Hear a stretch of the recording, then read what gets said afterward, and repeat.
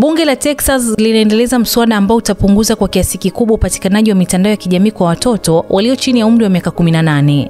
Mswada wa bunge namba 186 unaodhaminiwa na mwakilishi Gerard Peterson umepitishwa na bunge la jimbo kwa uungwaji mkono kutoka pande zote mbili na pia umeungwa mkono na kamati ya Seneti. Mswada huo unakataza mtu yoyote aliye na umri chini ya miaka 18 kufungua akaunti za mitandao ya kijamii kama TikTok, Facebook, Snapchat na X. Makampuni hayo ya mitandao yanatakiwa kuweka mifumo madhubuti ya uthibitishaji wa umri kufikia Aprili mwaka 2026. Senator Adam Nihojosa ambaye pia ni mdhamini wa mswada huo alieleza wasiwasi wake juu ya usalama wa watoto mtandaoni wakati wa kikao cha kamati kilichofanyika hivi karibuni. Mswada huo pia unawapa wazazi haki ya kuomba kufutwa kwa akaunti za watoto wao na makampuni yanatakiwa kutekeleza maombi hayo ndani ya siku 10.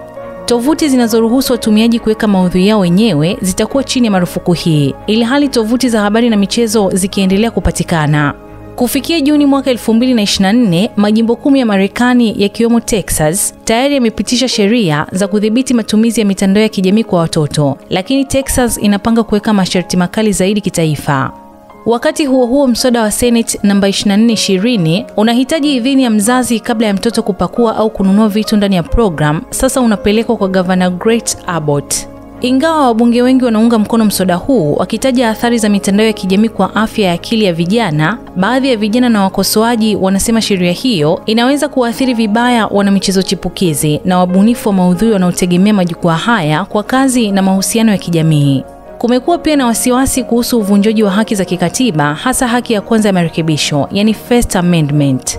Wapinzani wanaonya kuwa sheria hii inaweza kukumbwa na changamoto za kisheria kama ilivyotokea kwa sheria zingine za Texas kuhusu mitandao ya kijamii. Mimi ni Bahati Limo na hii ni Simulizi na Sauti.